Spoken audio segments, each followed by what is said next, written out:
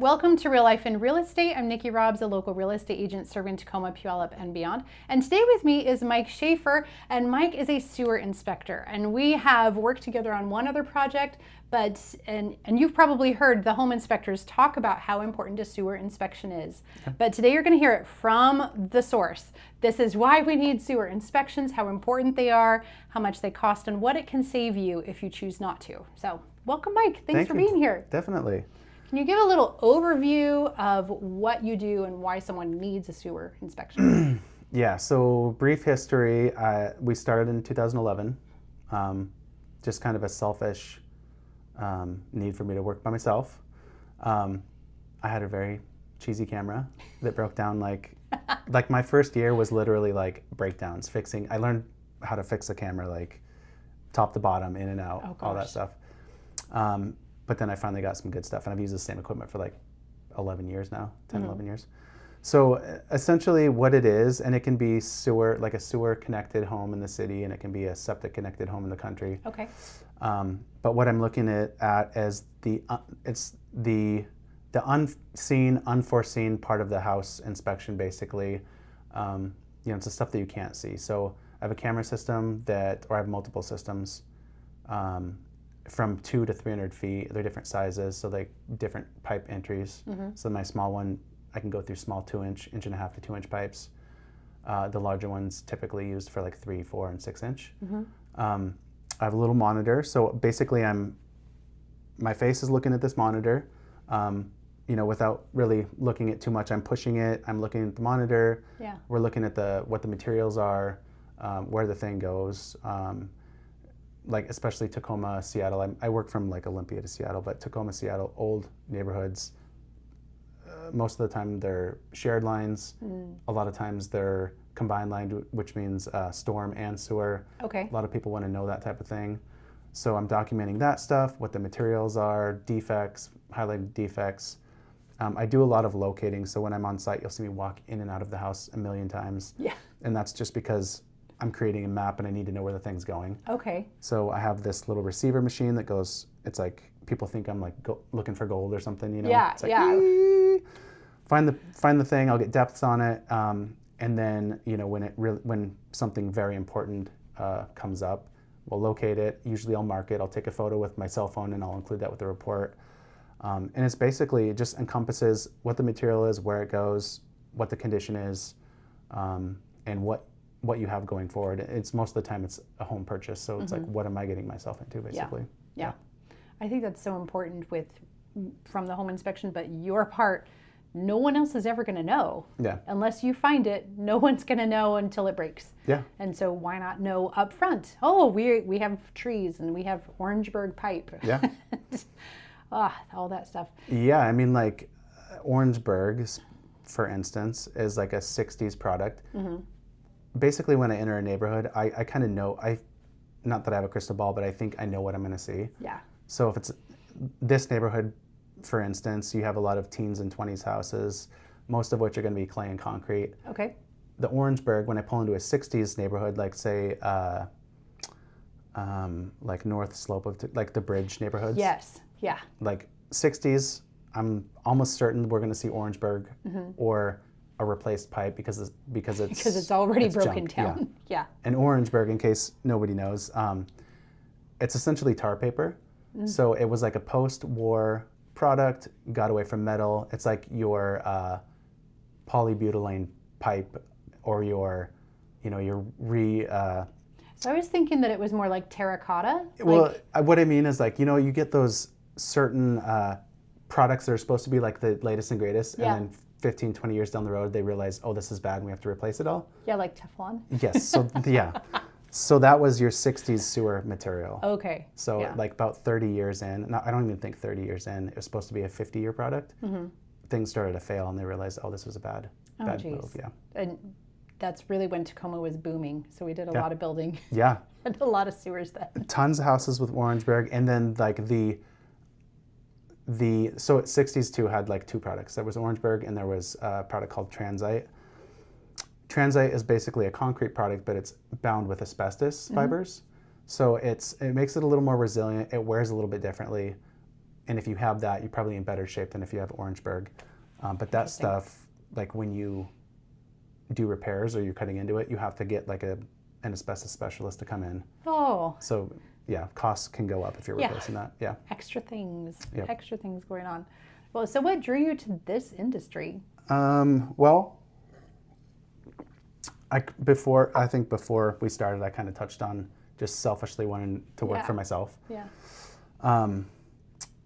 My past is like home remodeling, fire and water, like rehab, going in and mucking houses out and cutting the sheetrock out and after a fire or a flood or something.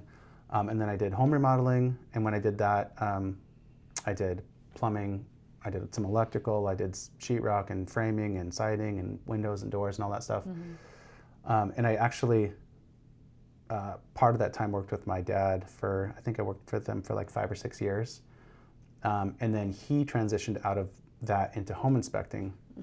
So then I continued to do that, and then I realized I wanted to work for myself, and it was either like contracting, which I saw the horrors of that, and I didn't really want to get into it, or home inspecting was an option. Didn't necessarily want to work with him, and I didn't really want to be a competitor. So that makes it tricky. Yeah, and he's no longer a home inspector, but he worked all around the Tacoma area too. So he's like, well, there's this thing that I see these people doing. They have this camera. They're doing these sewer scope things. So why don't you look into that? And I did, and I really kind of liked it. I knew plumbing. I mean, I knew like the parts of the house. I was never a plumber per se or a sewer contractor per se, but I knew quite a bit about it, and it was interesting to get into. So that's, work for myself, doing something kind of novel is kind of why I wanted to get into it. Yeah, that's fantastic. So, but you also end up working similar hours to home inspectors, so you're sort of on call. Yes. A lot. Yeah. How how do you do that? Oh boy. Well, we're actually hiring somebody to do phones. They're starting this next week, but it's been a combination of either myself answering or my wife answering, Brittany, and it's gone pretty smoothly, but it is kind of tough. The last year or so, she's also in real estate and she's part of WCR and stuff, so she's kind of stepped away. So it's been me answering phones, me driving to inspections, me booking inspections. But yeah, there's situations where I'll show up and the home inspection's already started and they're halfway through and they're going to walk away. And obviously you can't. I mean, what do? You want them to have a good experience, and you want them to get into a house, and it doesn't make sense for me to do that. So cancels happen. I follow real estate too. I mean, like a home inspector, it's just real estate trends. Right. So when we're booming, but booming not too hard, it's great. Yeah. But those hard booms when everybody's like not doing home inspections, not doing sewer inspections, those aren't great times. And then when nobody's buying houses, obviously nobody's getting sewer scopes either. So so a little of everything. The last few years literally have been like this through COVID and all that. So there have been months that were just crazy busy. Yeah. And other months of, my phone didn't ring. I have to call everybody else. Yeah. Yeah. I'm even back to, I was on a place in Seattle not too long ago, and it was 2 sewer scope guys, 2 home inspectors, 2 families, 2 real estate agents, and this was pre-inspection stuff, and then there was 2 or 3 families walking through. Oh my gosh. Yeah, and I actually, the other sewer scope guy from Seattle, he and I kind of tag teamed. We found the clean out access, located it. We had to kind of dig down 6 inches to find the cap, and it was kind of fun. Oh my gosh. Yeah. So can you send your scopes down at the same time? So we did not. We kind of, he started. The video will end up really weird. It will be very strange. He started, couldn't do it. I started, found the clean out, and basically had agreement. He was there first. I was like, hey, get it, expose it, you start, I'll get my stuff packed up, and then I'll just follow you. So yeah, sometimes you have to cooperate like that. And I'm on the site with like home inspectors all the time, and it's kind of like hey, can you please don't run some water for a minute? Yes. I might take an unwanted shower or something like that. So. And other times, please run the water. Now's the time to run the water. Yeah. There's always a lot going on. Has there been anything surprising that you found? Well, I see you get the rodent spook every once in a while, and it's like you're doing the inspection, and then you leave your camera for a second, and this is usually when it happens for me. So I'll walk away, I'll walk out of the house to do a locate, find where the pipe is, come back, and it's been sitting there, sedentary, not moving, and the rodent or rat or whatever will gain the curiosity and get brave, and he'll walk up to the camera. So you come back to your screen, and there's like there's a little face mouse there. right in there, or a rat in there. As far as like crazy stuff, no. I've heard of some crazy stuff when a lot of the houses were, or when there were more unoccupied houses. Before some neighborhoods houses starting selling and people started refurbishing them, like paraphernalia or stashes, or like pull a toilet. One inspector pulled a toilet and found like a stash of I don't know what it was, maybe drugs or something. Yeah. Had to call the cops, had to call I think the FBI, I don't know, everybody showed up. Everybody. Yeah, everybody showed up. But no, not really. I mean, I've seen some crazy things. I've unfortunately seen a sewer line in South Tacoma that was like 5 or 6 houses on the same block were attached together, and it was just riddled with holes and dirt, and it was like a $50,000 like replacement. Yeah. Like that's probably been the worst. I did see a weird situation though. I think it was on McKinley maybe, where it was like a turn of the last century house. It was like a 1900 something. Yeah. And the sewer line exited. It went under the garage, and then it like opened up to I think what is a cesspool maybe. Oh. An old septic or a cesspool or something. Just a big large void. And this was under the garage, and then we kind of I was like, oh, this is weird, and we got away because I was showing the buyers and the real estate agent what was going on, and then you could notice like the whole slab of the garage was kind of like sinking in, and then you looked at the whole garage, and the whole garage was like starting to. Oh, like once you knew what to look for. Once I realized what was going on. Is there something happening? Does it affect the structure? The thing was like falling into a hole. Oh my gosh. Yeah. That's wild. That's probably the craziest. Those are things that don't come up. They certainly don't come up at a viewing. No. They don't come up on a tour. Your home inspector might say, it's just not straight. Yeah. Right? The walls aren't straight, but it's a garage, so whatever. Yeah. Yeah, it was pretty wild. Like that's probably the craziest thing. Just run of the mill stuff. I thought I found a ring one time. Like when you're working with brass plumbing, there's these little things called escutcheons that you bind onto, like when you put a valve on. Okay. It pinches the pipe and it makes it sit there. So I'm pushing the camera out and I see this thing and I bump into it and it roll and stops and it's like super bright. Yeah. And I was like, oh my gosh, I think I found a diamond ring or something. Yeah. So I knocked it again, same thing, rolled a few times. I'm like, I'm looking at a huge diamond. I must be looking at a diamond. And then I knocked it one more time and it rolled off to the side and then I could see what it. So darn it. Nothing. That was nothing. Yeah, it was sad. Oh my gosh. That's Retirement. wild. Yeah. Could have been. But instead it was a piece of plumbing. Yeah. All right. I have gotten my camera stuck before. Oh. Everybody, this is like the question everybody asks. Like, Yeah. have you gotten the camera stuck? So yes, I've gotten the camera stuck. Worst situation ever. I was in Old Town, and this was like 6-7 years ago. But I had the camera. I was retrieving the camera, and all of a sudden, and it was working its way up through the house because I think it was on the roof or something, and it went black, and I was like, oh my gosh! So I pulled the thing in, and my spring and camera head were missing. So I took that out. I got a different camera, ran down, and I found it, and it was in between like the first and second floor. Okay. And I was trying to figure out what I was going to do. So I was like, well, I think I'll just knock it down.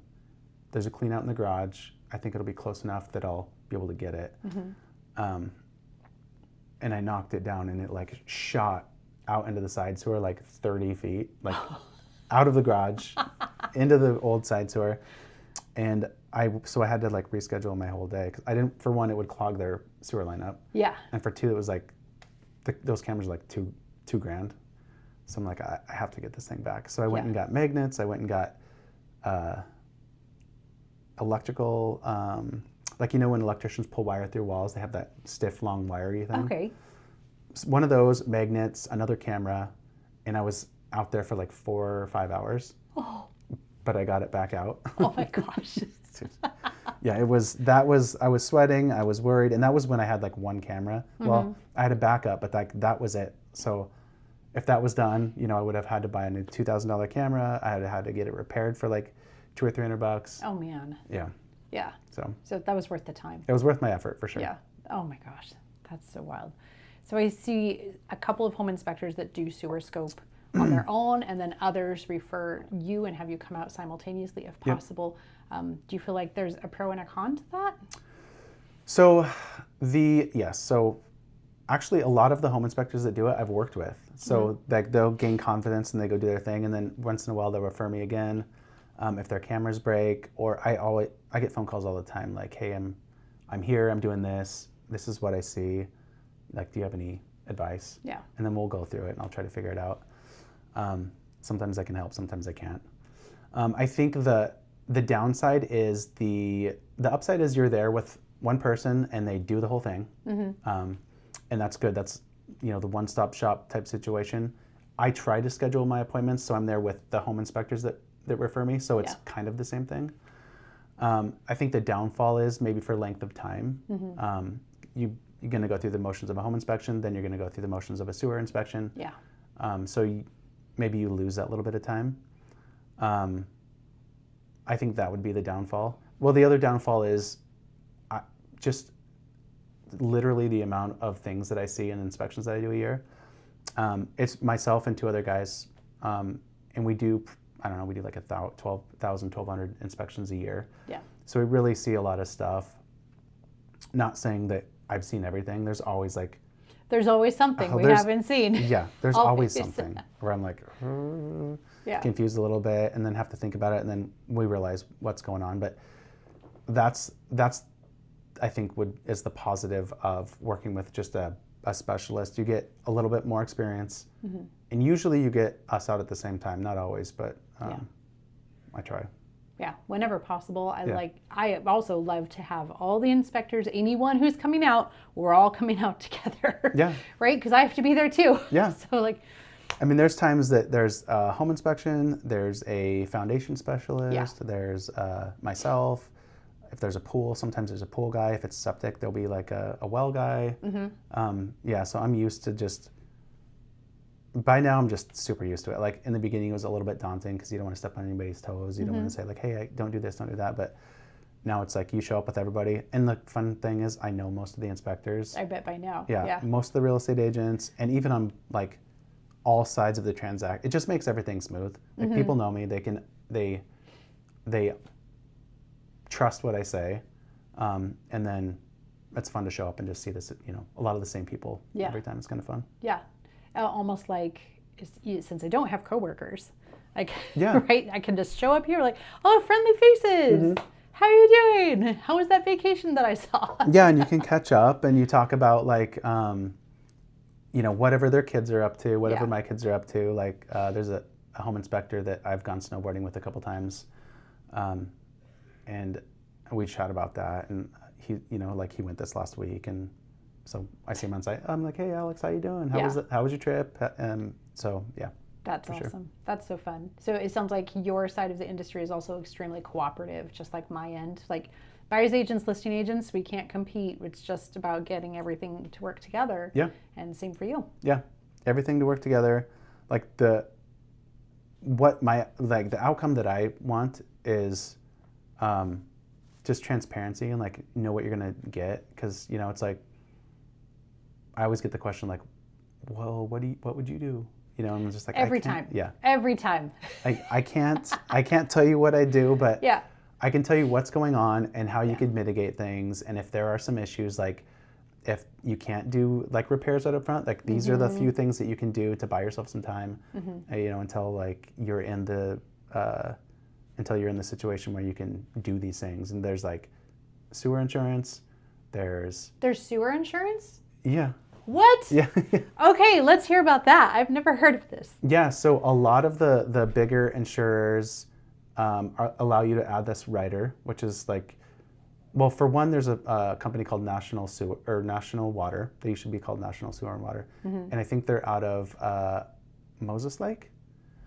So they're the first company that I really knew that was insuring, and they do like outside utility stuff, so like water supply, sewer line, and all that stuff.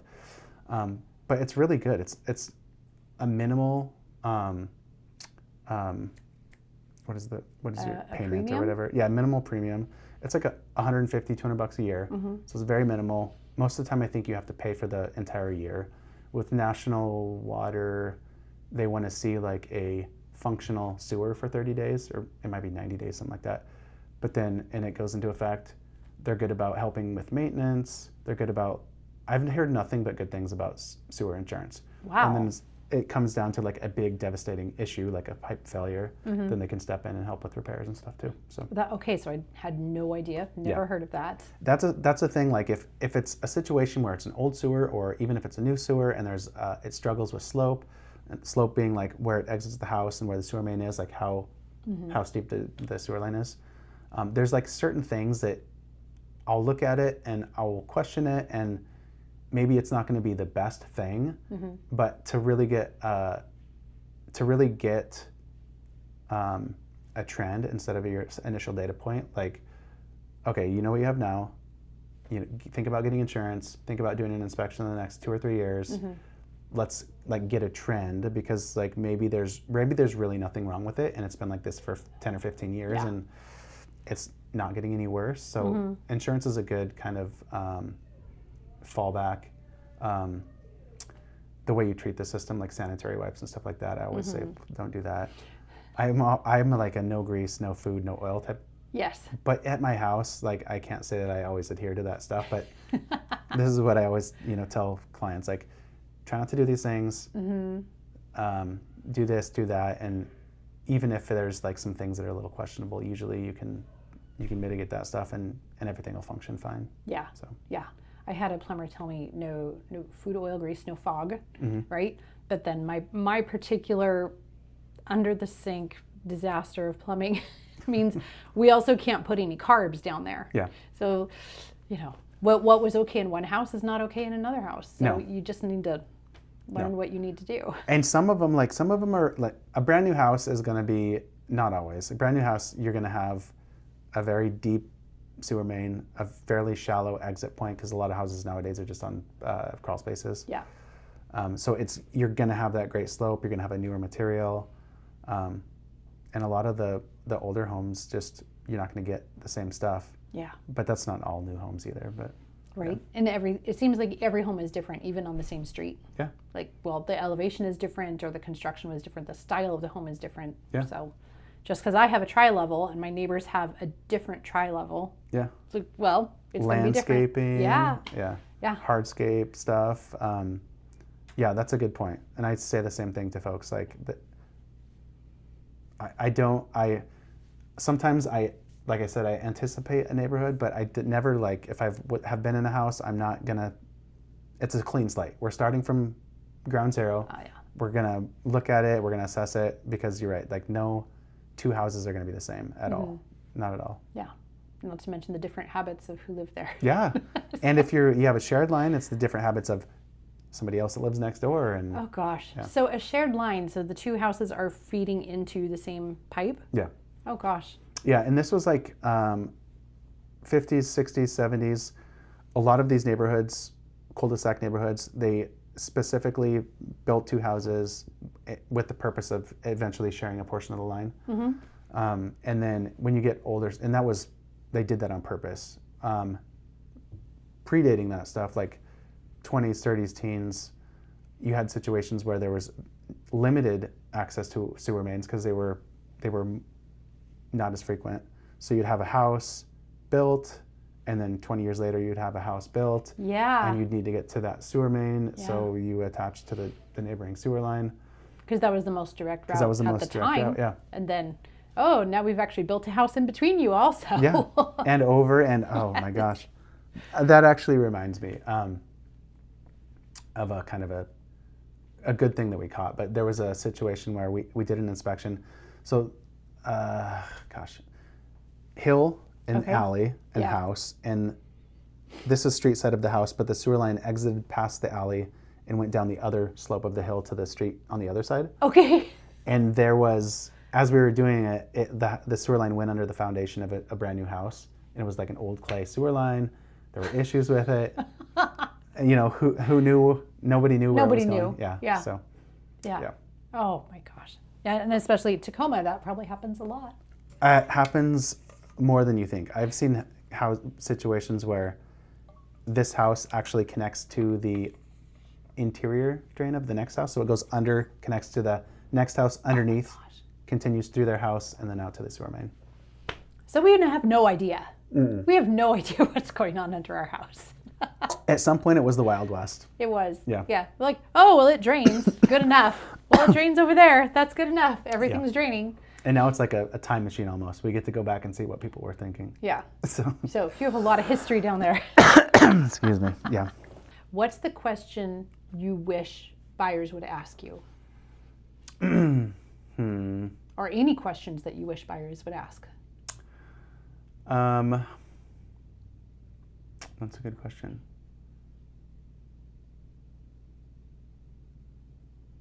Because I think our frequently asked question, and I hear people ask this of the home inspector, is, would you buy this house? Yeah. Well, you know, I can't answer that because my level of risk assessment is not going to be yours. Yeah. My tolerance for risk is not going to be yours. My personal preference for fixer-uppers or not fixer-uppers isn't going to be the same as yours. But then people probably ask you the same thing, would you buy this? And your assessment may not be based on risk. Yeah, I mean, that is kind of back to that point before. That is a super common question. Almost every single time I see something, the question is, would you buy the house? What would you do? How would you deal with it? And I'm kind of an odd duck where I've owned 2 super old houses. I mean, relatively, almost 100 years old, both of them. Old sewer lines. The newest place, I live in Puyallup now, in our newest place, we've had part of it replaced, but going into it, I knew there was an old concrete pipe under an addition, which is not, I didn't like, but I knew we'd deal with it at some point. So that's a super common question for me, and it's one that I don't dodge, but I'm just like, well, I know what I do, and I can tell you what I do, but it's like, what is your risk? What do they call it? What's your risk level? I mean, like, what are you willing to deal with? Yeah. Like, I can tell you how you can extend life and deal with, you know, at some point we know this is going to need to be replaced because it's not a forever. None of this stuff is forever. Yeah. So I guess that is a super common question. I'm trying to think, like,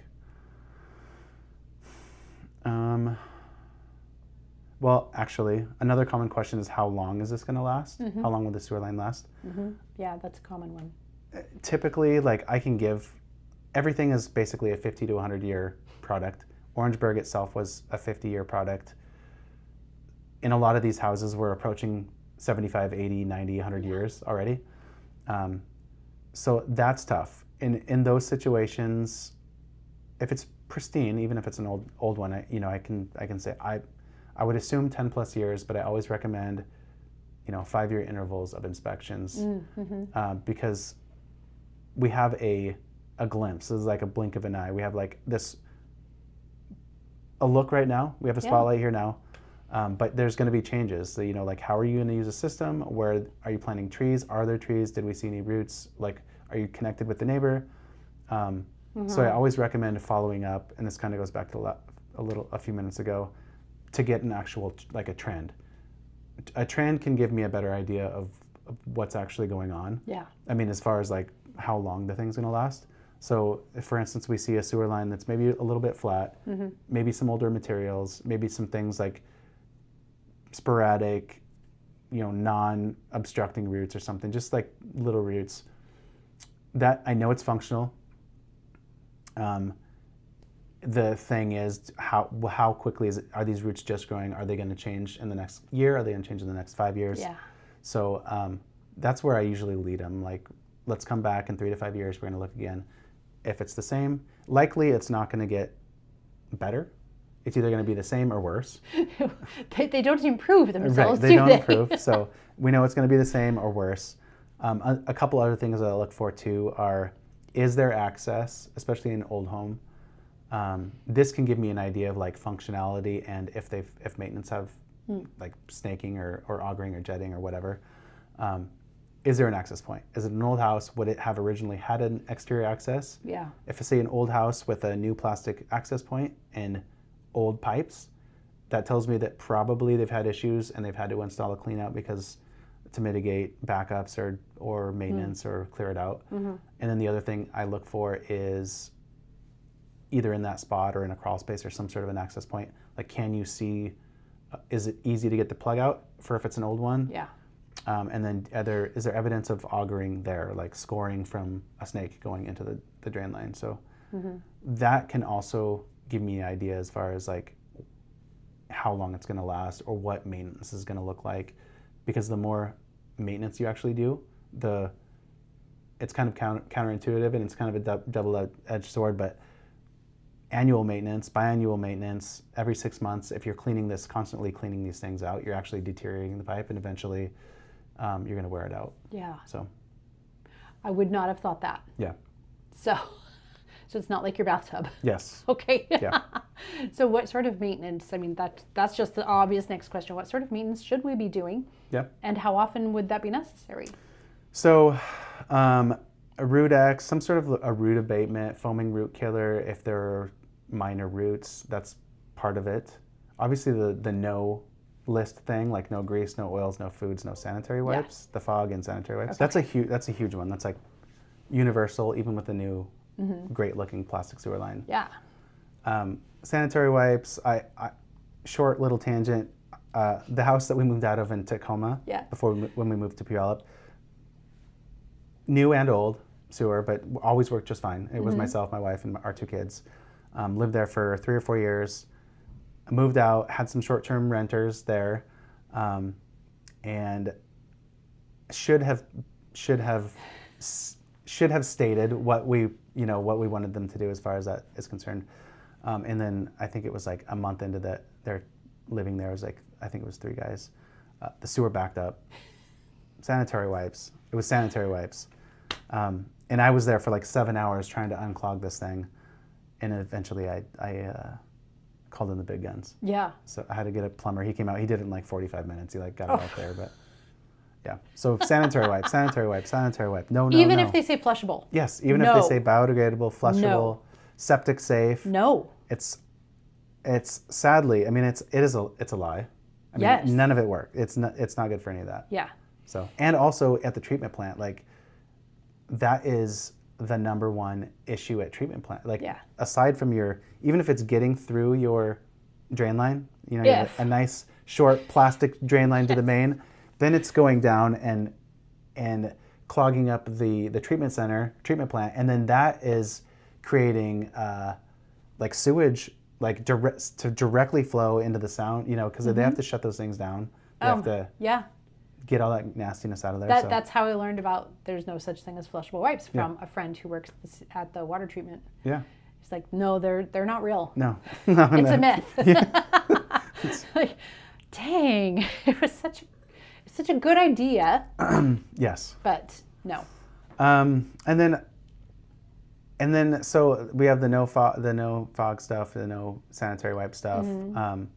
Root treatment is fine sometimes, and then sometimes if you do have more invasive roots or you do have a tendency for things to sit and settle and back up, clearing the line, like having it jetted once in a while. It all can be bad though, unfortunately. Like even jetting your line, it's high pressure water. Yeah. Depending on the bends in the line, it can do as much damage as good. Yeah. So. Okay. Yeah.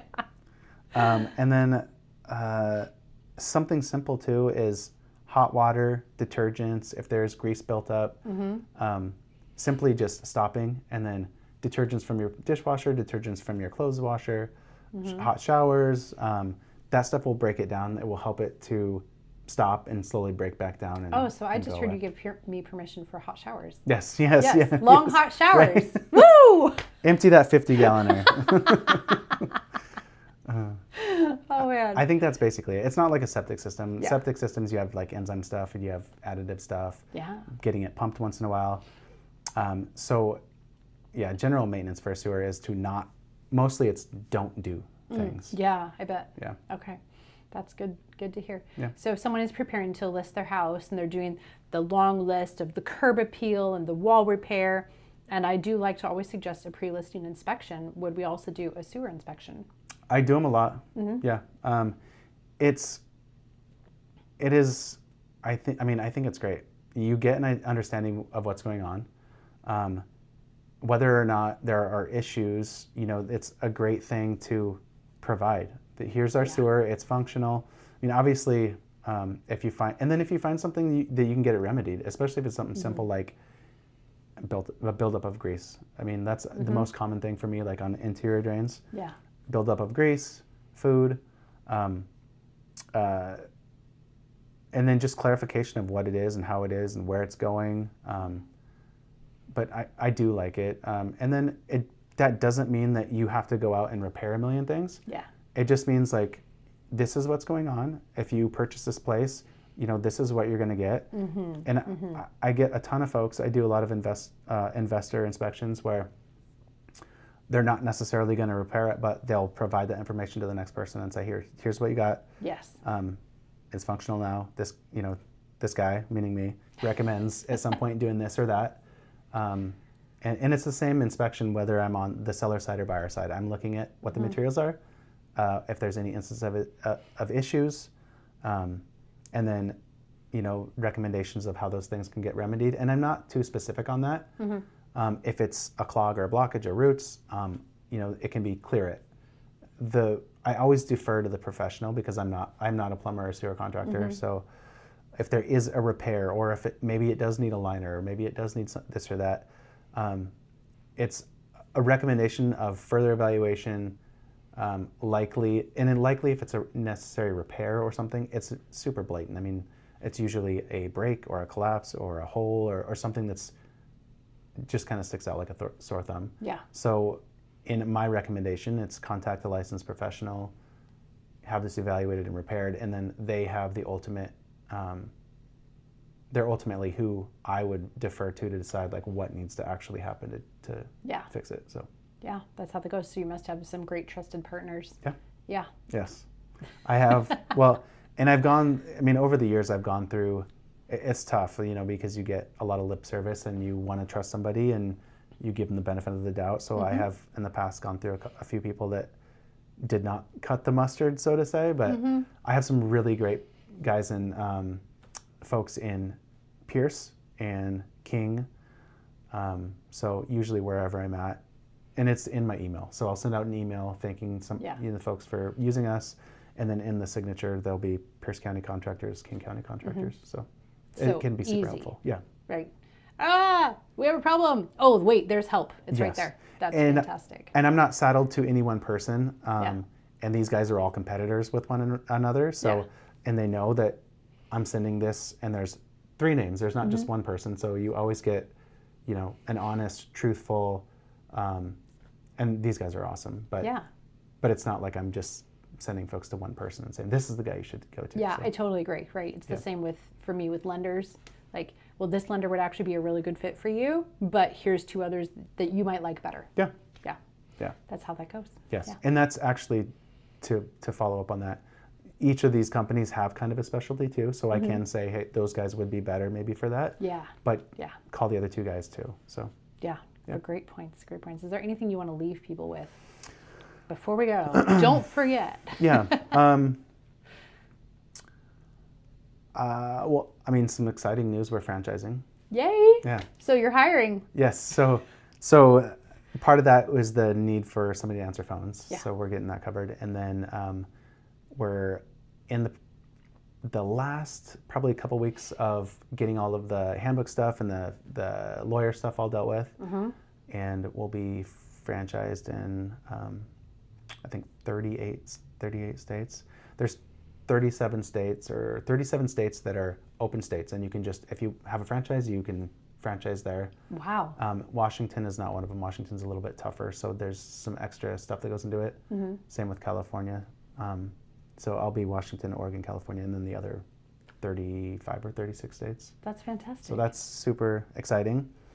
That's a good takeaway. At least for me. And then I guess I reach out, like I am a wealth of knowledge. So like I always encourage people to reach out, understanding things. If they have a video from 5 years ago, maybe the person's out of business or something and they have questions about it, like should I do another one? Yeah. Is this, I'm gonna sell my house, is this something that you think people would accept, or do you think there's anything wrong with this? Reach out, because I've done not a million, but it feels like a million. Yeah. And typically I can look at a video and say, yeah, that's great, that's not great, or whatever. But I just enjoy chatting with people. Like it's like the investigation part and like the solution part is like my favorite part of it. So that's so cool. Yeah. So you're coming at it really from advocacy, education, want you to make sure you have everything that you need to move forward. Yeah. That's so cool. Yay. Are there any areas, I know your sweet spot is Pierce, Thurston, and King, and so then do you have referral partners outside that, or is there are there no-go spots, or just? So in the past we've been a little bit more broad. More recently, I have some of my guys that are stepping back towards more part-time work. In fact, because they're getting into real estate. I don't know. That's kind of part-time work also. Yes, but that is perfect, because then they can call me for inspections. Yeah. Pierce, Thurston, Kitsap, and then King. And those are that's the main spot. But I'll go to Chehalis. I'll go out to the coast. I'll go up to Snohomish County, and I've even been up to like